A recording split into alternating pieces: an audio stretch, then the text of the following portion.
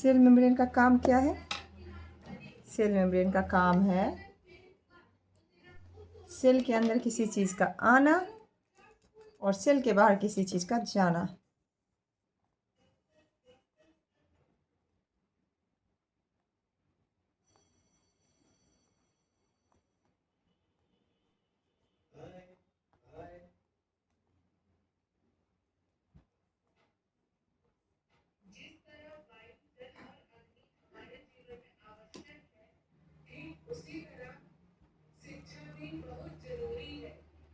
Cell के बाहर किसी चीज़ का जाना।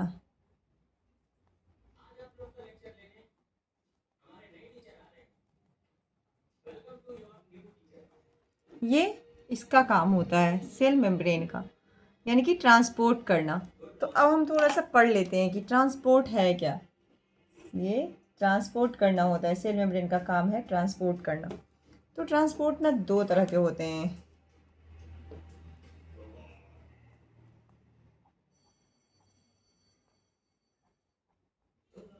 ट्रांसपोर्ट मतलब परिवहन।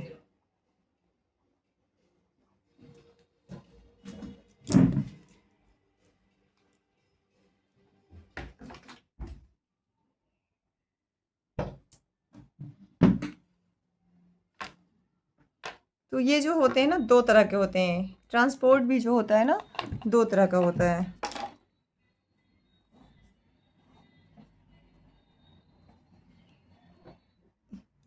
एक होता है एक्टिव ट्रांसपोर्ट और एक होता है पैसिव ट्रांसपोर्ट।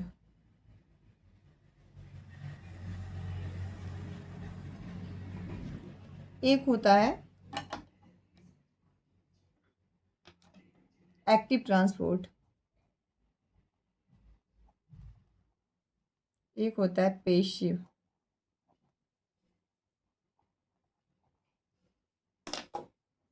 यानी कि सक्रिय और निष्क्रिय। सक्रिय ट्रांसपोर्ट और निष्क्रिय ट्रांसपोर्ट।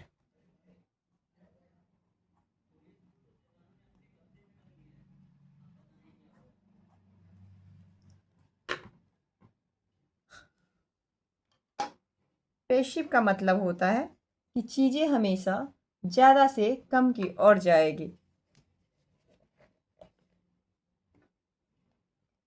मतलब पैसिव का मतलब होता है कि जहाँ पे चीज़ें हमेशा ज़्यादा से कम की ओर जाएगी, ज़्यादा से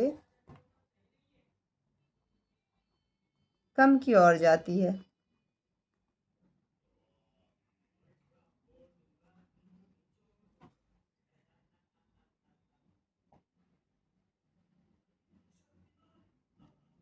और एक्टिव का मतलब होता है कम से ज़्यादा की ओर जाना।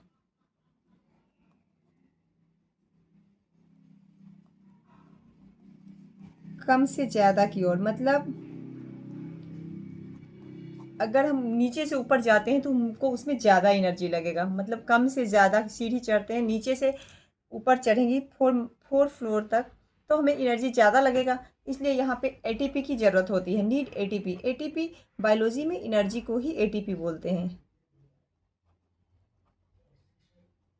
एटीपी का फुल फॉर्म होता है एडिनोसिन ट्राइफॉस्फेट।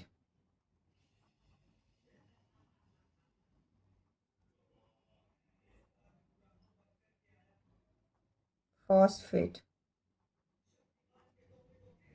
इसका एग्जाम्पल है कैल्शियम परिवहन।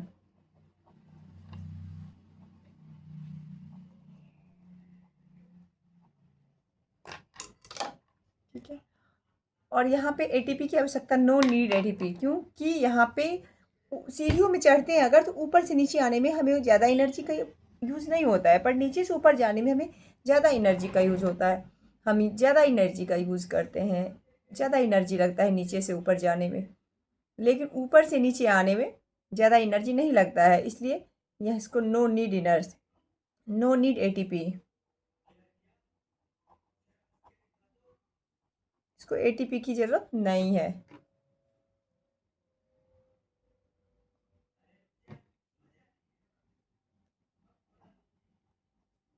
मतलब एटीपी नहीं चाहिए।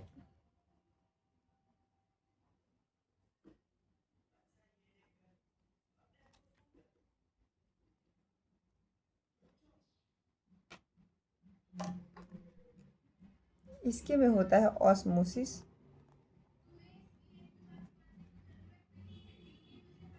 पराशरण।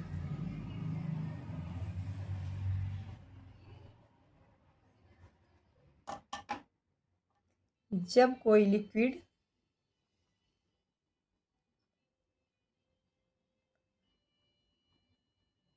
लिक्विड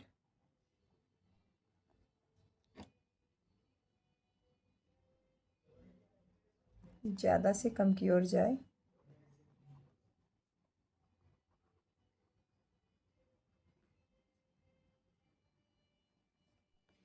ऑस्मोसिस के बाद है डिफ्यूज़न, पराशरण विशरण।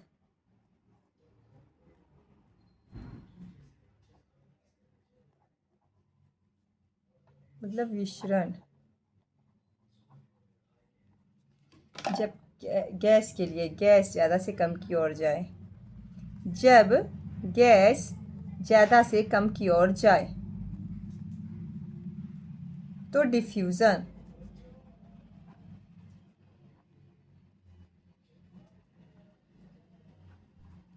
यस।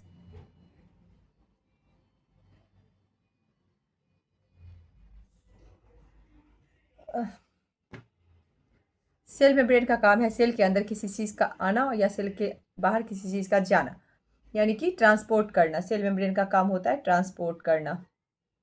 ट्रांसपोर्ट का मतलब परिवहन। ट्रांसपोर्ट दो तरह के होते हैं, एक्टिव और पेसिव। एक्टिव सक्रिय, जो कम से ज़्यादा की ओर जाता है तो उसे नीड एटीपी, ऊर्जा की आवश्यकता होती है। बायोलॉजी में एटीपी को ऊर्जा बोलते हैं। जबकि पेशिव को नो नीड एटीपी, क्योंकि वो ज़्यादा से कम की ओर जाता है, ऊंचे से नीचे की ओर आता है। ऊंचा से नीचे आने में एनर्जी नहीं लगता है, लेकिन नीचे से ऊपर जाने में, सीढ़ियाँ चढ़ने में एनर्जी लगती है। इसमें दो होते हैं, ऑस्मोसिस और डिफ्यूजन। ऑस्मोसिस पराशरण, जब कोई लिक्विड ज़्यादा से कम की ओर जाए तो ऑस्मोसिस, जब कोई गैस ज़्यादा से कम की ओर जाए तो डिफ्यूजन।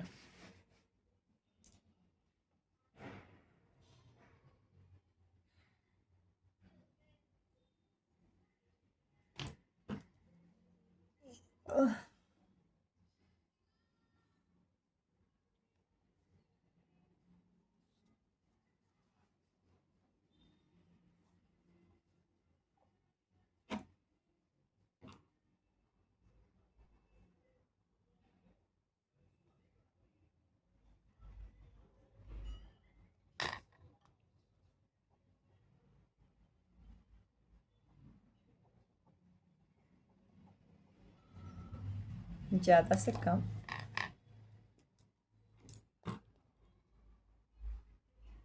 बॉडी में पेशिव ट्रांसपोर्ट, फैसिलिटेटिव ट्रांसपोर्ट ज़्यादा से कम।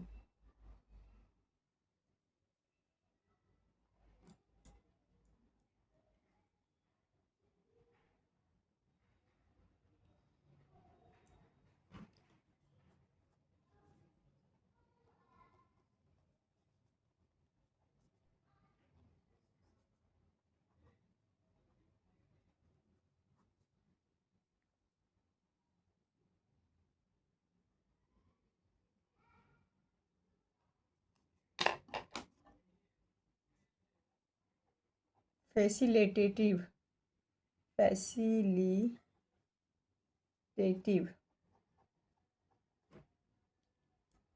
Facilitative transport. इसका मतलब ये होता है कि ये ज़्यादा से कम की ओर तो आएगा और आने के लिए भी वाहक चाहिए।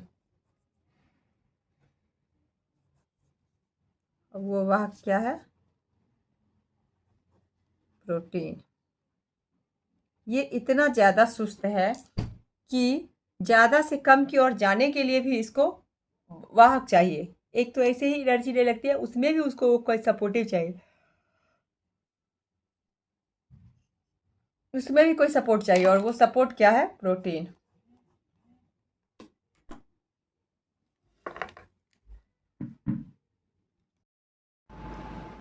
जैसे कि ये देखिए, ये पेशिव है और ये एक्टिव, कम से ज़्यादा की ओर। अब ये है कम से ज़्यादा की ओर।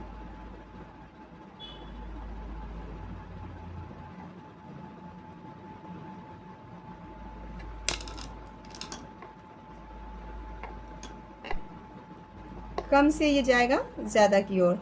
ये गया था ज़्यादा से कम की ओर, ये गया कम से ज़्यादा की ओर। अब है सॉल्यूशन।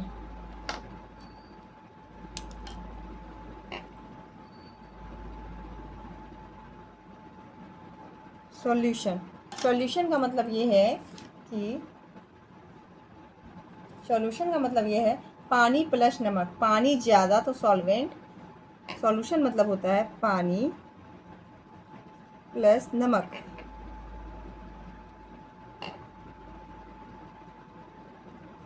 नमक, पानी ज़्यादा तो सॉल्वेंट यानी कि विलायक, और नमक कम तो सॉल्यूट। जैसे कि पानी ज़्यादा है तो हो गया सॉल्वेंट यानी कि विलायक, और कम नमक यानी कि कम नमक सॉल्यूट। ठीक है। जब नमक ज़्यादा हो तो वो होता है अति पराशरी विलयन यानी कि हाइपरटोनिक। जब नमक ज़्यादा, वो हो जाएगा हाइपरटोनिक यानी कि सेल सिकुड़ जाता है इसमें।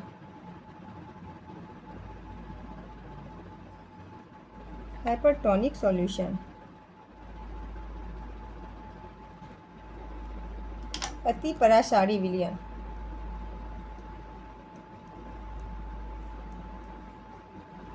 सारी विलयन यानी कि इसमें क्या होता है, सेल सिकुड़ जाएगा।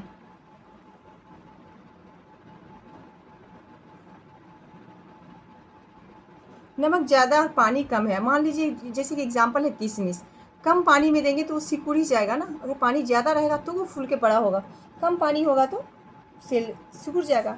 जब पानी कम होगा तो उसको हम प्लाज्मोलाइसिस कहते हैं।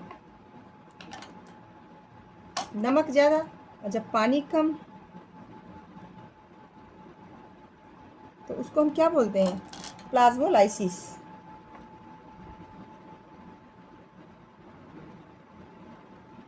प्लाज्मोलाइसिस कहते हैं।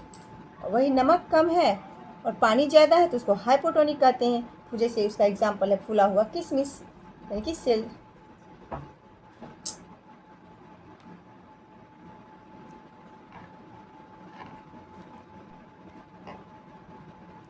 जब नमक कम पानी ज़्यादा,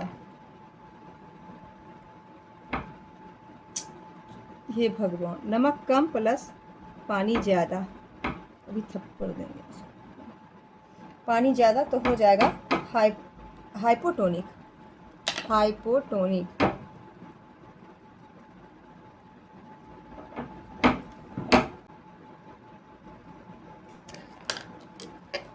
अल्प परासारी।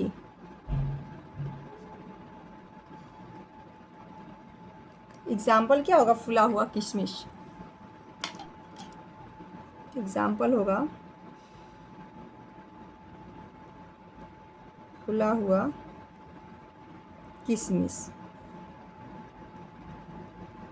तो अब जाके ये सेल मेम्ब्रेन कंप्लीट हुआ है। अब जाके सेल मेम्ब्रेन अब कंप्लीट हुआ है।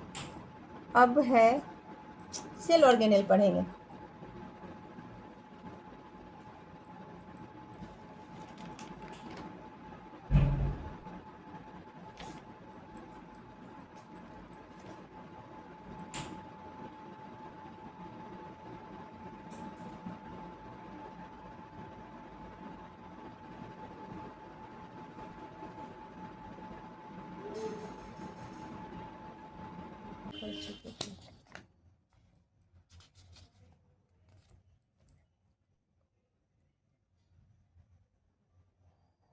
ये है सेल, ये है न्यूक्लियस, सेल के अंदर न्यूक्लियस, ठीक है। और यहाँ पे एक और ऑर्गेनेल है, ये है। और इसमें छोटे छोटे, जैसे फेस में छोटे छोटे दाने हो जाते हैं ना, वैसे छोटे छोटे दाने हैं। तो ये हो गया इंडोप्लाज्मिक रेटिकुलम। ये ऑर्गेनेल जो है ये है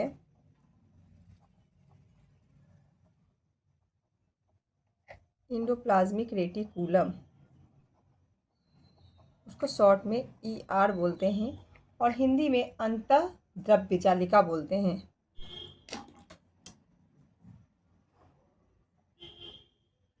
अंतःद्रव्य जालिका। अब इस अंतःद्रव्य जालिका एंडोप्लाज्मिक रेटिकुलम को भी दो भागों में बांटा गया है।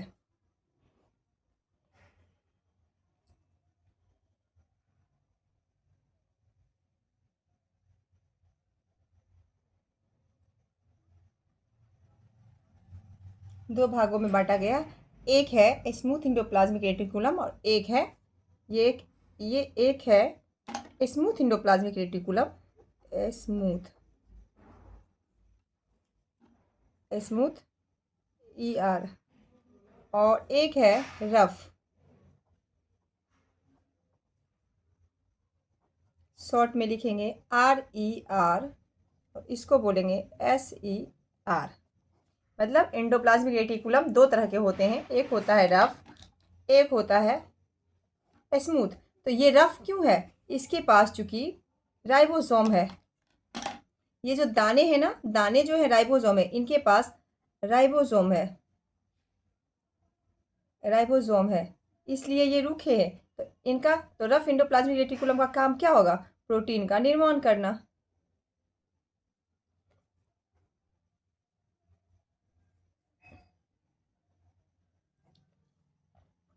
इसके पास राइबोसोम नहीं है, इसके पास राइबोसोम नहीं है। तो ये क्या करता है? ये स्मूथ जो है ये लिपिड बनाता है, इसका काम है वसा बनाना, इसका काम है लिपिड यानी कि वसा बनाना। इसका एक और भी काम है, इसका एक और काम है विषहरण करना, विषहरण, विषहरना।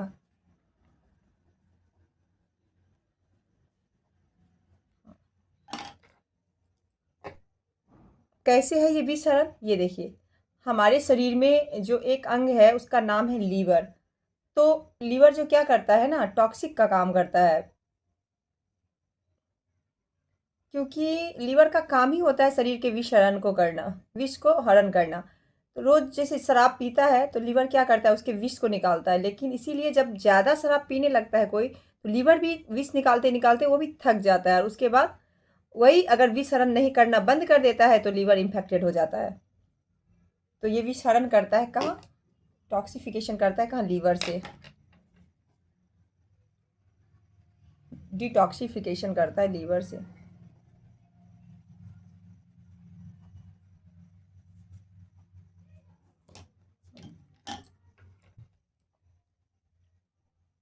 प्रोटीन सिंथेसिस करता है ये राइबोसोम, प्रोटीन सिंथेसिस करता है। और यही प्रोटीन और लिपिड से सेल वॉल बनता है, यही प्रोटीन और लिपिड से, ये प्रोटीन का सिंथेसिस करता है और ये लिपिड का। तो यही प्रोटीन और लिपिड से क्या बनता है? प्रोटीन प्लस लिपिड से क्या बनता है? सेल वॉल बनता है, सेल मेम्ब्रेन बनता है, सॉरी सेल वॉल नहीं, सेल मेम्ब्रेन बनता है।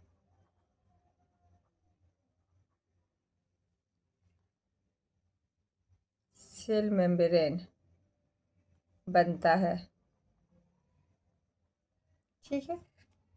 अब इसी के पास होता है, ये है दूसरा कोशिकांग है, ये दूसरा कोशिकांग है। इसका क्या नाम है? इस कोशिकांग का नाम है,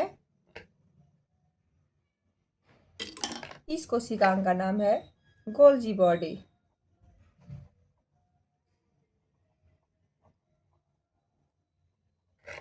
इसकी खोज किसने किया? कैमिलो गैल्जी ने इसकी खोज की। गोल्जी बॉडी की।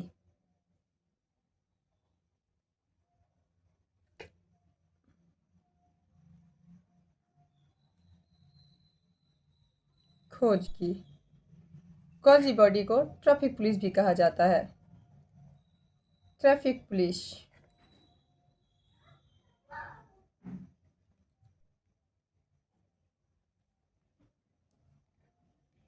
इसका काम है, इसका कार्य है पैकेजिंग करना। पीएस।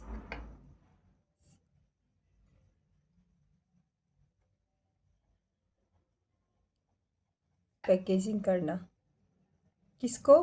प्रोटीन और लिपिड का। प्रोटीन और लिपिड का। प्रोटीन और लिपिड का पैकेजिंग करता है ये। गोल्जी बॉडी का पहला काम है।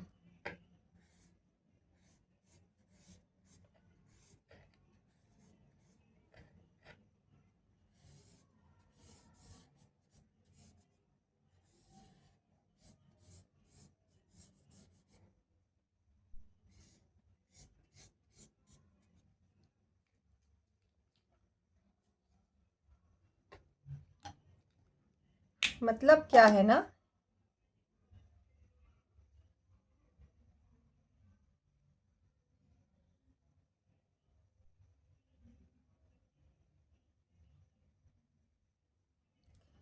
इसका दूसरा, इसका एक और भी काम है। इसका काम है सिंपल से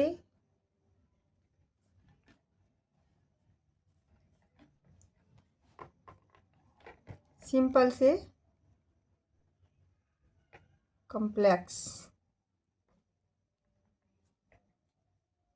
शुगर बनाना। सिंपल से complex sugar banana.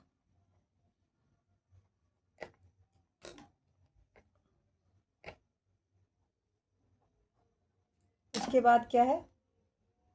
Synthesis of lysosome, यानी कि लाइसोसोम बनाना। लाइसोसोम बनाना भी गोल्जी बॉडी का ही काम है। ये सारे काम है गोल्जी बॉडी के।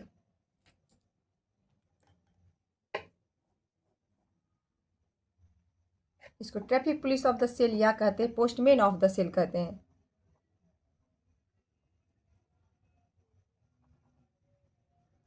Postman of cell. एक क्वेश्चन है कि सिल्वर नाइट्रेट किसके लिए उपयोग किया जाता है? तो सिल्वर नाइट्रेट जो है वो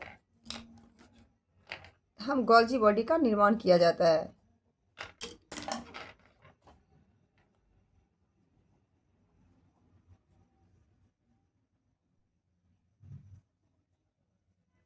AgNO3 के यूज से ही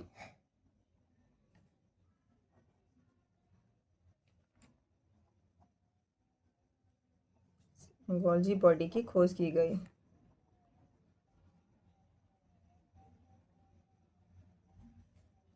डन।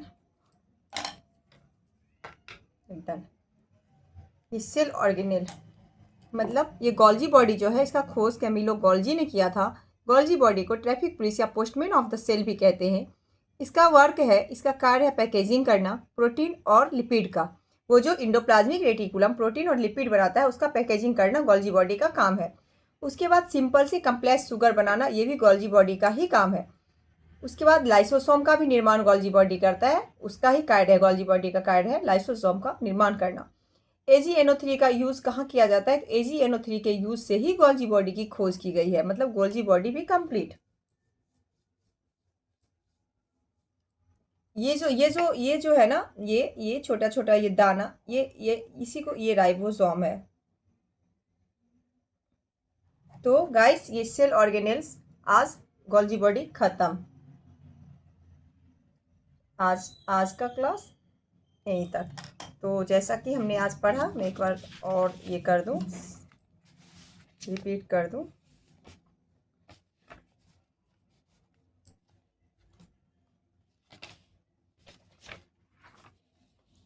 सेल मेम्ब्रेन का काम है सेल के अंदर किसी चीज़ का आना और सेल के बाहर किसी चीज़ का जाना, यानी कि ट्रांसपोर्ट का काम होता है सेल मेम्ब्रेन का। सेल मेम्ब्रेन का काम है ट्रांसपोर्ट करना।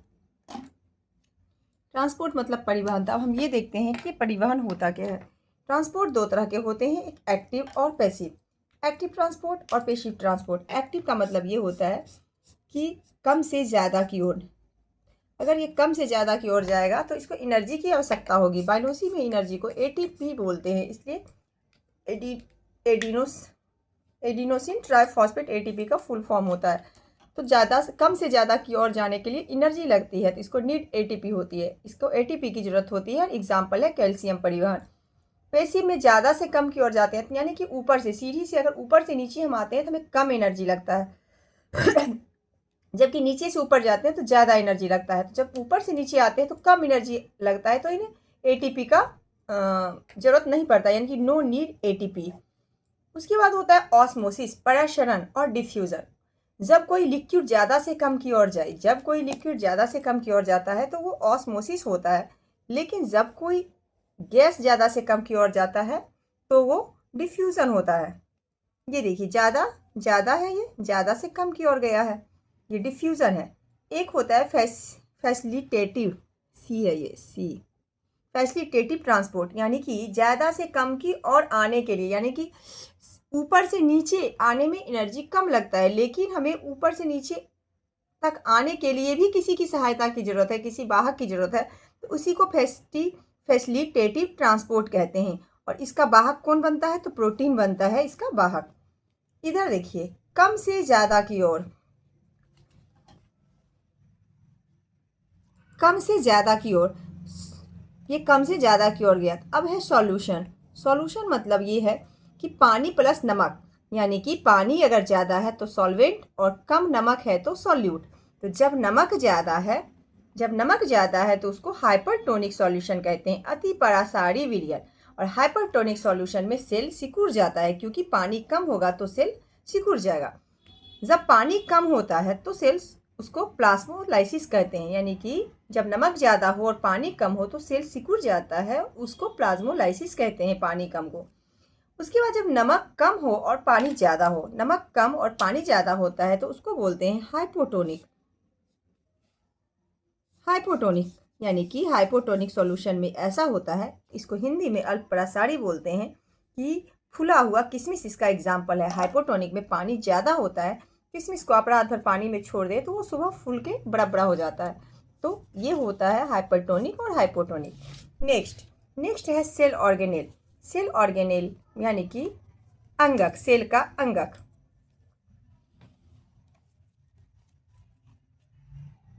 सेल का अंगक, ये है एक सेल। सेल के अंदर है न्यूक्लियस। सेल के अंदर न्यूक्लियस होता है, इसके में एक ऑर्गेनेल बना है जिसका नाम है एंडोप्लाज्मिक रेटिकुलम। इसके ऊपर छोटा छोटा दाना है जो कि राइबोसोम है। ये एंडोप्लाज्मिक रेटिकुलम दो तरह के होते हैं, एक रफ एंडोप्लाज्मिक रेटिकुलम, एक स्मूथ एंडोप्लाज्मिक रेटिकुलम। रफ जो होते हैं उसमें राइबोसोम होता है जिससे प्रोटीन का निर्माण होता है, और राइबोसोम होता है, इस वजह से ये प्रोटीन सिंथेसिस करता है। स्मूथ एंडोप्लाज्मिक रेटिकुलम को शॉर्ट में SER बोलते हैं। इसमें राइबोसोम नहीं होता है, इसलिए इसका काम है लिपिड बनाना, यानी ये वसा बनाता है, वसा का निर्माण करता है। और इसका एक और काम है विसरण करना, डिटॉक्सिफिकेशन करना। जैसे कि हमारे शरीर में एक अंग होता है लीवर, तो लीवर में जब शराब पीते हैं तो लीवर उसको क्या करता है, उसके अंदर जो विष होता है उसको बाहर फेंकते जाता है। लेकिन जब बार बार हम वही काम करते हैं तो एक वक्त के बाद लीवर थक जाता है, जिसकी वजह से उसमें इन्फेक्शन आ जाता है। तो यही विसरण का काम करता है ये स्मूथ एंडोप्लाज्मिक रेटिकुलम। अब ये एंडोप्लाज्मिक रेटिकुलम के पास एक और अंगक है, एक और ऑर्गेनेल है जिसका नाम है गोल्जी बॉडी। और इस गोल्जी बॉडी का खोज कैमिलो गोल्जी ने किया था। इस गोल्जी बॉडी को ट्रैफिक पुलिस भी कहा जाता है और पोस्टमैन ऑफ द सेल भी कहते हैं। गोल्जी बॉडी का काम है पैकेजिंग करना, प्रोटीन और लिपिड का पैकेजिंग करना गोल्जी बॉडी का काम है। उसके बाद इसका काम है सिंपल से कम्प्लेक्स शुगर बनाना, सिंपल शुगर से कम्प्लेक्स शुगर बनाना। उसके बाद लाइसोसोम बनाना भी गोल्जी बॉडी का ही काम है। AgNO3 के यूज से ही गोल्जी बॉडी की खोज की गई है। अगर क्वेश्चन आता है कि AgNO3 के यूज किस ऑर्गेनेल को बनाने में किया गया है, तो वो हो जाएगा गोल्जी बॉडी। तो गाइस आज इतना ही। आई होप कि आपको ये सेशन पसंद आया हो, और आप जो मैं रिवीजन कर रही हूँ और प्रैक्टिस कर रही हूँ और करवा रही हूँ, तो आई होप कि आप लोग को समझ में आ रहा होगा। Thank you so much.